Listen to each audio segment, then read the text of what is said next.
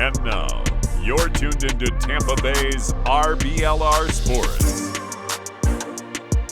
Welcome in, everybody, to a special edition of what will eventually be the next RBLR show, focusing on the just announced USL Women's Super League team here in Tampa Bay. My name is Eureka Wheeler, and I am the producer. I don't know if there's a word, I guess publisher if it was print, but I'm the producer here at RBLR, and we are on the eve of the formal press conference that will announce all this stuff and the principles involved. So I thought it was a good idea to bring together some journalists that have been on the forefront reporting about this story and the principles for a while for the roundtable. With us, I'll start with Henry Queen, who writes about transportation and other things at the Tampa Bay Business Journal. Henry, welcome back to RBLR. How are you doing? I appreciate it. Thanks for having me back on. And of course, we've got Ray Roa, editor-in-chief at Creative Loafing, who wrote the very first article breaking this story a week ago. I had a little bit to do with that. But Ray, welcome in. It's good to have you here. Thanks for having me. And I would correct you to say that I think you did all the work on that. And I just piggybacked off of what you had. Well, I guess I should say, so I did come across morsels of information. The website that wasn't yet published, it wasn't a hyperlink to it publicly. I got it from a source, and I was able to get the information and put it out there. And I am very happy that it was 100% confirmed, and things didn't change since then. But I guess, Ray, when I gave that to you, kind of, well, you had heard that there was going to be a Laxer Shaw press conference. And I know we had gotten in contact about that. What were your first thoughts when you heard those two names in one sentence? Yeah, so I got a different tip that there was a save the date type of thing that went out involving Shaw and Laxer. And it's not uncommon to hear something that, Shaw is doing in Ybor City, especially if it's at Hotel Hyatt where he's a partner there. But when you hear those two words, at least as far as what we, cover here at our paper, I'd heard a tip that they were going to open a steakhouse in Ybor, and I was like, oh, I'll check that out. And I just Googled their two names together, and your tweet came up, and I was like, oh, this kind of makes sense. So I went back to my source and said, hey, what do you think about that? They're like, well, I hadn't heard that. And my source later called me and said, oh, yeah, you were right. It started out with an Ybor rumor. I mean, Henry's very familiar with Shaw and the way his name is ubiquitous when it comes to Ybor now. And I came to you and I said, you don't want to do anything with this man. I'll take all of it. So, and there was that Reddit thread. That's how it happened. Yeah, and that's what I felt, because it was getting out there. The person that had gave it to me, I'm sure wasn't the only person with that knowledge. So it was getting to a point where it was going to get out one way or the other. So I felt we could at least do the right thing and dig a little deeper and make sure it's before we're comfortable before we put it out there. Well, Henry, I guess the first question that a lot of us are going to have is these names: Daryl Shaw, David Laxer, Jeff Fox. Not a lot of people might not know who they are. So could you just maybe tell us like who Daryl Shaw first is and why it's a big thing for him in this Ybor City? Well, yeah, I mean, like Ray said, he's kind of like the name on everything in terms of future plans for Ybor. Okay. And then along, we got the Ybor channel plans, and that always comes up with different things. I just heard Ken Hagen on that radio show talking about how hey, we can get the Rays on there, although the most recent renderings do not have Rays there. So he said that we can get the funding, but I don't know. He's just kind of everywhere. He's the former Blue Pearl guy, so veterinary hospital, and then Jeff Fox is the CIO, or the former semi-retired. He's now, but he was the chief information officer, and then Laxer is with the steakhouse Burns. Okay. Yep. Yeah, and I would add that Shaw's interest in Ybor, he's been long involved in our coverage of him has been a little bit different. Just because we've covered, the disappearance of nightclubs in Ybor, some of the housing projects around there, and his name's been tossed around. So, the two sides of the coin for him as a developer, and the changing landscape of Ybor. So he's involved in both sides of those conversations for sure. And Laxer's no name to brush aside, because Burns is an institution here. His parents huge, and as you mentioned, he's involved with the Rowdies. Yeah, I think that was an important thing that no one had heard before, is that David Laxer was at one point, I think he was the majority owner of the Rowdies group, and he owned the facility that they currently moved into for the training purposes over off of Veterans and Brothers Avenue. And at one point, there were talks that Laxer wanted to build a stadium on that site, and eventually was turned away from that. And so eventually he developed it into the soccer complex and Wawa. As of about a year ago, the Rowdies made their press release that they would be joining again with Laxer to at least go and spend their own money to redevelop the buildings there, build an extra pitch, do some community, a little 5-on-side pitch. So it isn't far of a reach to say that Laxer has some soccer background, and of course him being part of the Burns family, the Burns Steakhouse family, and now I believe he's currently the owner. He's the top owner of that, right? As well as the Epicurean Hotel, I believe, and some other holdings that they have expanded on. I guess the next question would be, how much money, how much power, how much of a heavy hitter is this duo? I mean, a heavy hitter, as Ray said. I mean, you got the owner of Burns. It's a big deal. Okay. And sorry, you were cutting in and out there a little bit. So I do apologize. Yeah, was a little bit compromised. Were you referring to Laxer, Laxer's kind of mini pitch that he's got going on the Tampa side for the youth and the Rowdies? Yeah, if it cut out, he owns. There's a training facility right at Waters and Veterans. Yeah. Right behind the Wawa is a whole building where they have their workout facility, offices for the head coaches. They've moved all that out of Al Lang Stadium and into that facility, and there is a training, like a practice pitch that's where they do their training now, Monday through Friday. So yeah, it's interesting because obviously the Rowdies exist in the same market that the USL is headquartered in. But this team in the USL Super League for the women is not owned, obviously, by Stu. It's going to be with Darryl on his team. So that's just something to note. Most of the teams that they announced, I feel like the ownership was the same. I think DC United was an MLS person, and he's involved in the USL Super League. So that's kind of like a crossover with the rivals. But I don't know, just something to note. Yeah. Well, yeah, and I don't think can understate how powerful Darryl Shaw is right now in this moment in Tampa. I'm sure he can call the mayor like that, get a meeting. He owns so much of Ybor City, as the Business Journal did a really good job of pointing out with the infographic that they had in terms of who owned what. And I think it was the red dot that was Darryl Shaw's stuff. And he's amassed quite a portfolio over there, and he'll have a lot of say as far as how that neighborhood looks, whether you support the nightclubs that he doesn't, admittedly said he doesn't really understand, but he's gonna be the guy driving whatever happens in Ybor City. Has Shaw and Laxer ever worked on anything before? Have they ever joined forces for even a steakhouse or anything that you would think? Soccer teammates. They're soccer teammates, I think. But that's what they told us. I don't know of any other. I don't know. Maybe.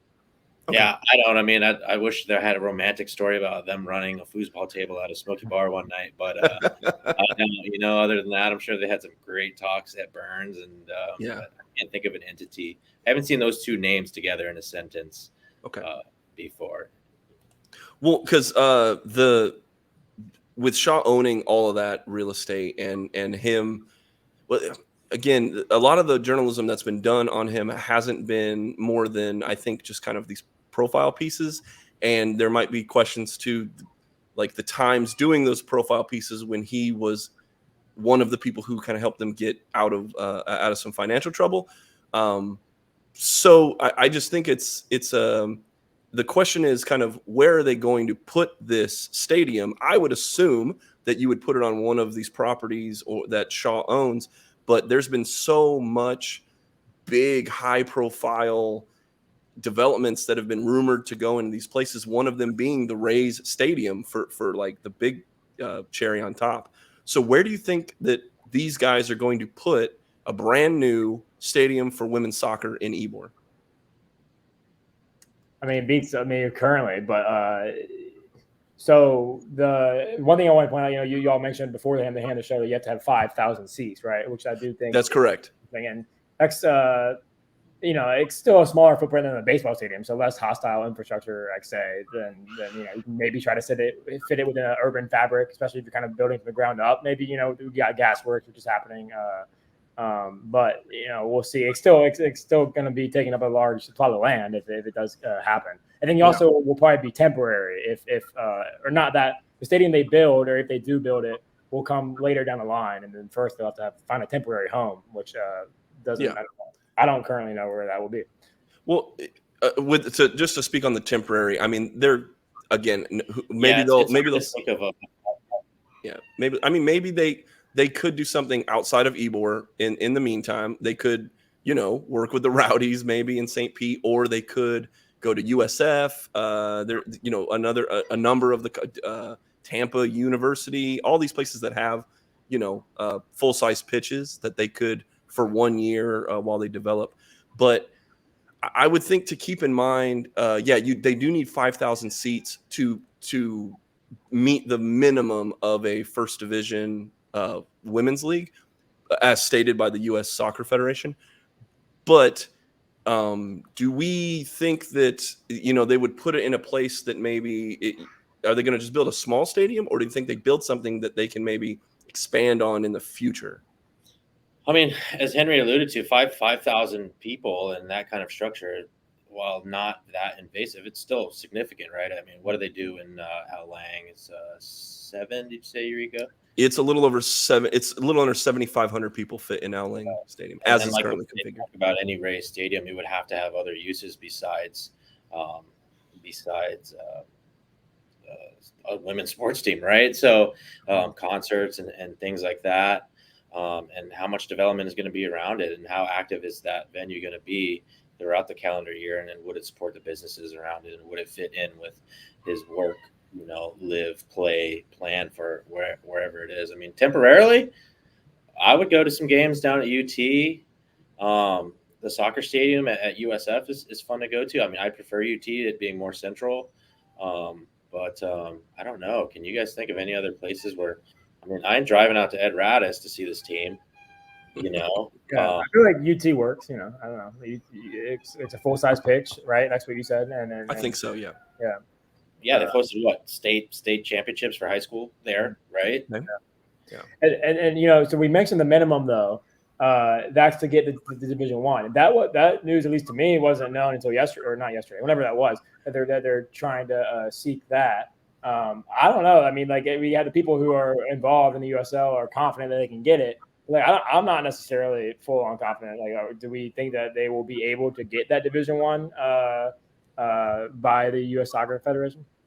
We are going to add another show. I have some guests coming on next week to talk more specifically about the soccer politics, or soccer wars with a Z is like kind of what it's colloquially known, because Henry, you definitely brought it out. That was the big shocker. Like what Ray and what I and Ray had kind of put out there was, that they were going to do this, but it was announced when the Super League was announced, it was going to be a D2 league. That was a glaring thing that some people just glossed over, but it was the big thing that stuck out to me, is that they are going to challenge the NWSL, which is the current Division I in this country. And there are USL ties, well, at least ownership that have USL teams have ties into NWSL, but Major League Soccer is a huge proponent of the NWSL, and a number of teams like Orlando City has the Orlando Pride, for instance. So them wanting to be D1 but in a different schedule, that was the other piece that came out, is that I guess in Florida it won't matter because it's really nice weather anyway. But them going to a fall to summer schedule versus the summer to fall that we have right now with every other American league. Weather might be an issue with some of these cities that want to get into either of these leagues, as I believe, as they both try to grow. I don't think there's going to be a lot of cities that want a NWSL team and a USL Super League team, and I don't think the leagues want to.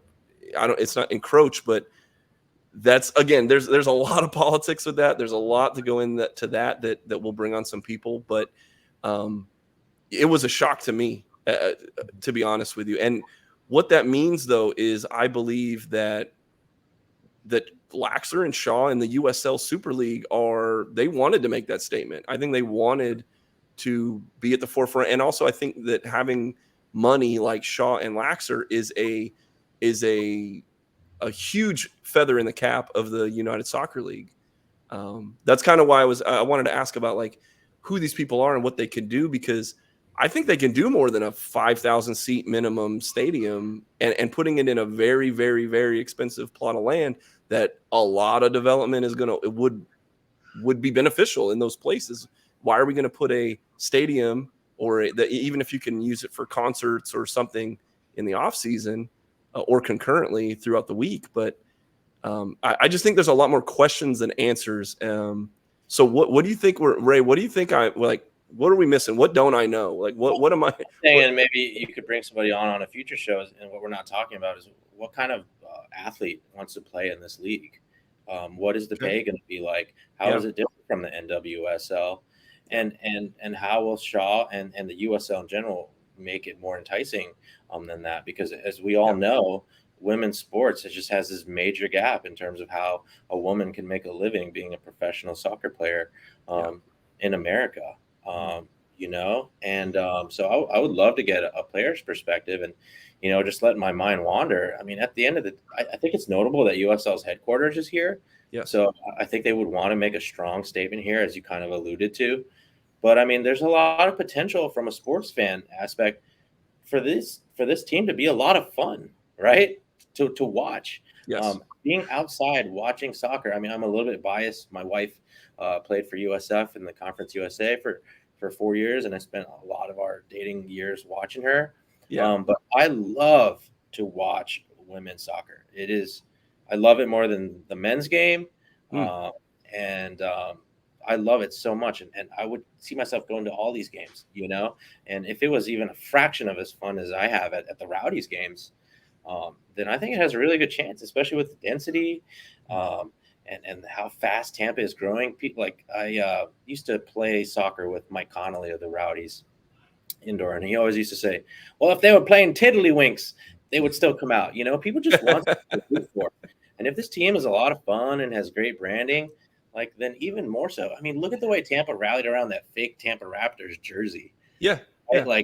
We just want to wear cool shit, go to fun games. And if this team can do that, I don't know, man, it could be a lot of fun, and it could be a great, alternative to the Bucks and the Rays if they stay in St. Pete.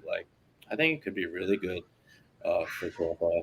Gentrification, all that aside, right? So, yeah, I mean, I think you make it. But the soccer team, would Tampa folks would I think they will flock here. I think the salaries, this league is preaching equity. Can they get there? I need to see proposals. I need to see what the pay structure will be like. I mean, can they get that national women's team player, right? Can the league attract those away from NWSL?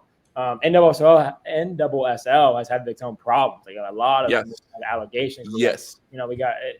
I thought it was interesting seeing the map to see where they offered the teams compared to NWSL, and like you mentioned, Orlando is in there. So I think there's not only is the fact that USL is headquartered in Tampa, but also they're not going to go to Orlando. They're gonna do a city that doesn't have a major women's soccer team. Yeah, if you overlap, some people have done that on Twitter, where if you overlap the NWSL and the USL Super League teams, they are in different markets. They are, and because the question that everyone has is can both of these leagues survive? And again, that's to be seen. And a lot of the questions you guys brought up about economics and the financials to bring in these people, that these battlegrounds, for lack of a better term, of where these expansions are being put in place, and I'll get to that in a second because that ties in with my next question. But where they're going, it seems like the landscape is widening, and maybe there's room for both, but they're definitely planting flags very strategically in the areas, and Tampa, one of those big strategic areas. To wrap that back around, so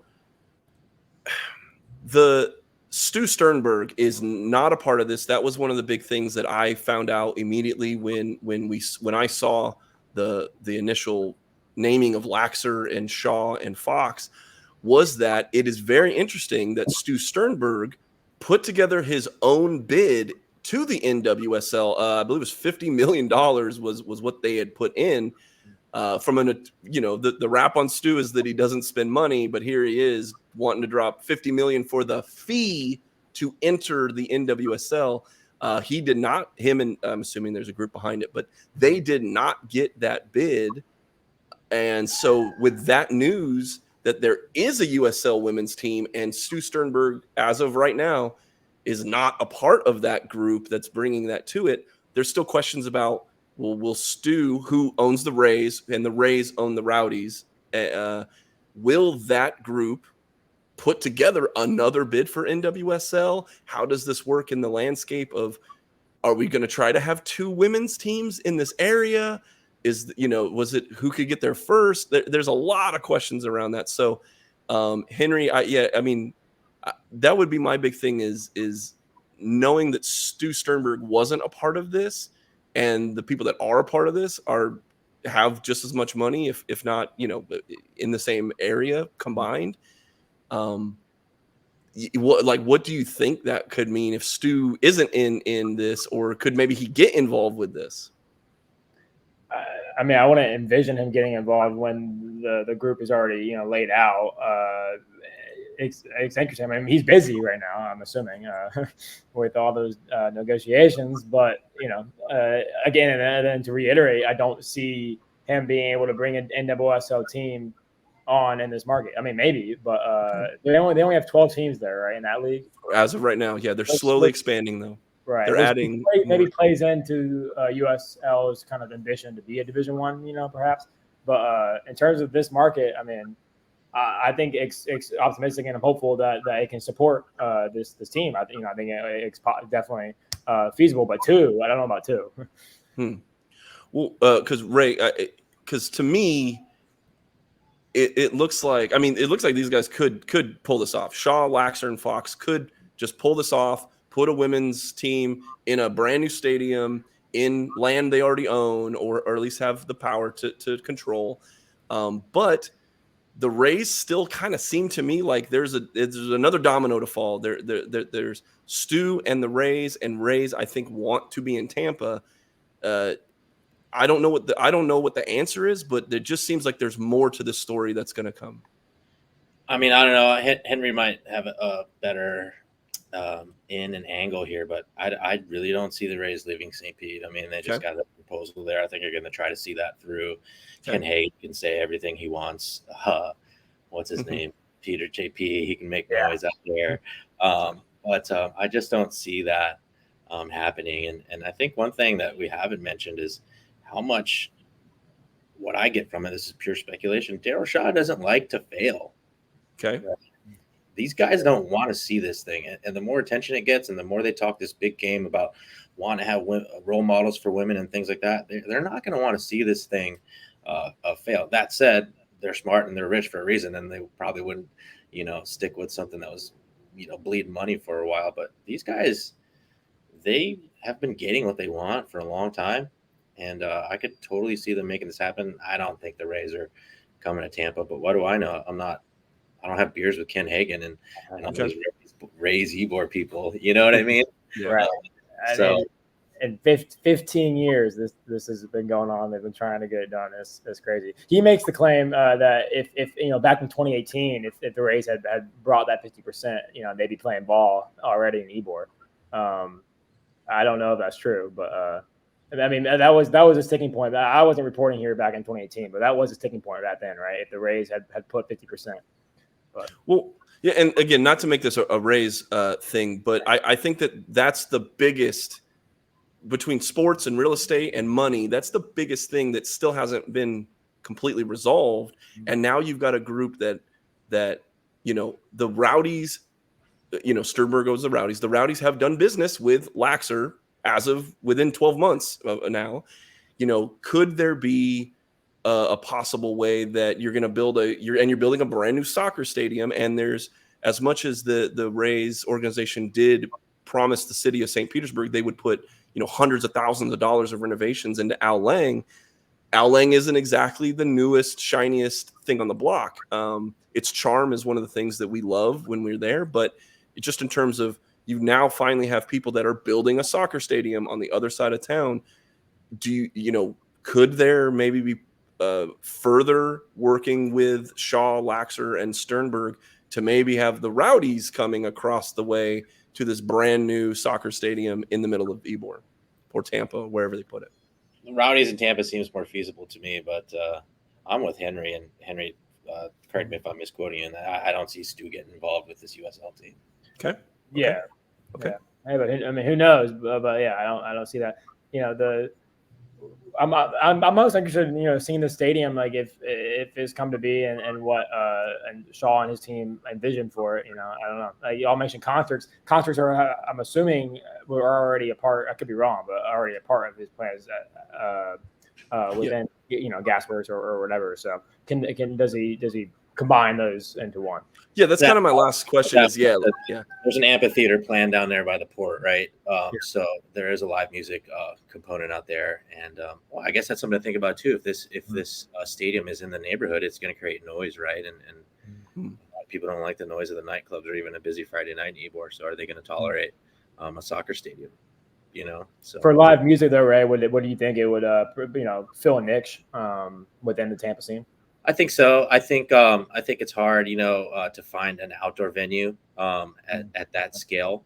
I've seen Tedeschi trucks and some other concerts at Al Lang. It's been a good experience to be out on the field. Thinking specifically maybe about the Phoebe Bridgers show at the Cuban Club, and I love the idea of a concert at the Cuban Club just because of the history and things like that. But you're talking about a 4,000 cap parking lot with a turnkey stage that pulls in, and I could see a promoter saying, oh, well, we got this 5,000 cap soccer stadium. It's outdoors. It's got great facilities. We could do that, and that would definitely fill a gap because Janice can only do 2,000. Yingling does like 5, right? Depending on the configuration, but that's indoors. And a lot of artists still like to play outdoors, especially during the summer. So which soccer team would not be playing during the summer. Right. Exactly. And then you have the rain, of course. Yeah.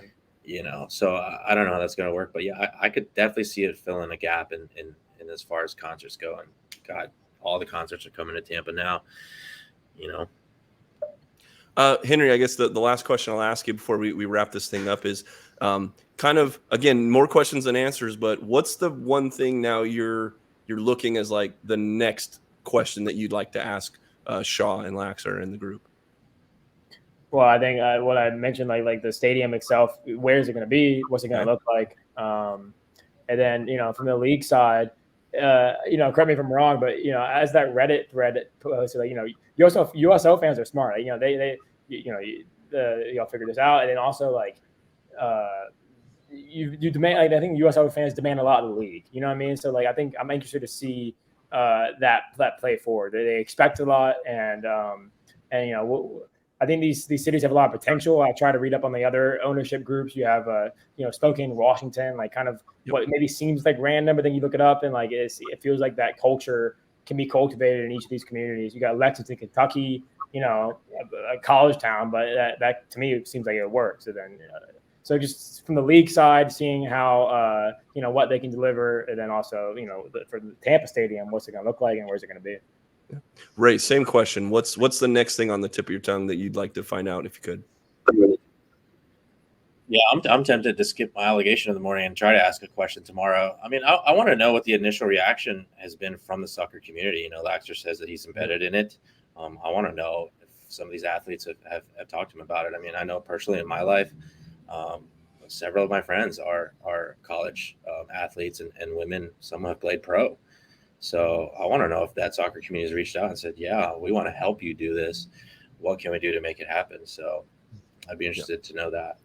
And the players themselves have to have a kind of commitment that this feels like it can be something more than just something to do for 1 year, you know, or, you know, like if is it something that you can make it professional? Yeah. One of the other features is that you do have to show that you have the capital to run a team for 3 years. I mean, they'll be bleeding money. I think they'll be bleeding money for the first 3 to more years of this project. But again, they probably have it to do it. So as a fan myself, just more soccer is better. Women's soccer is better. It's something that the fan base for the Rowdies have been clamoring as the Rowdies have been trying to figure out where they want to, if they want to, and where they would put a women's team. Well, now another team has beat them to it. So that's another question that I would have is now I still want to know, will there be collaboration in the future with the Rowdies group and this group? And even if it isn't, merging or buying or whatever, what are the two soccer stewards going to do to help the community and the fans? Because look, we just want to go watch awesome soccer. So we didn't mention the name. We don't know a name yet. So so there was the one thing that I did say. No one's really picked up on it though.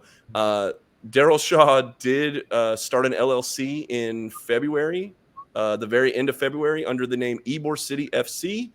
But that hasn't been announced. That hasn't been put anywhere. I don't know why he would own an LLC called Ybor City FC, but he does, or at least he's the registered agent.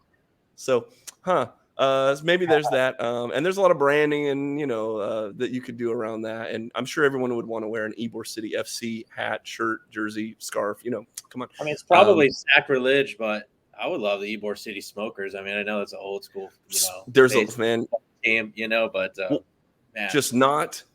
So there's a number of team names that other people have come in and tried. Like they're like Strikers is definitely not one that you would do. Like that is like sacrilege. It'd be like someone starting a football team called the Saints in Tampa. It would just, you wouldn't want to do it. So so hopefully they get it right. That's the other thing. I think all the fans, we do have more questions about like, can you do this and will you do this right and will you do this with the community and not just dictate everything to the community? So, but you guys brought up a lot of good questions. Thank you so much for your time.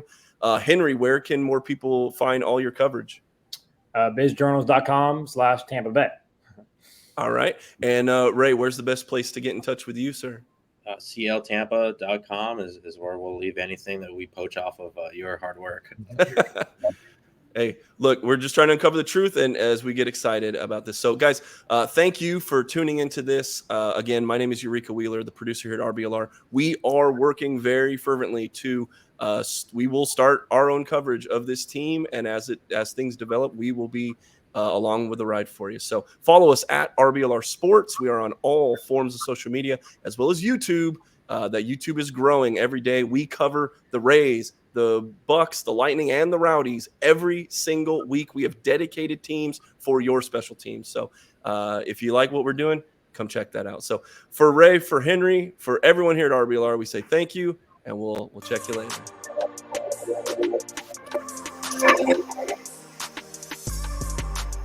Thank you for tuning into this presentation by RBLR Sports. On your way out of the stadium, please remember to like and subscribe.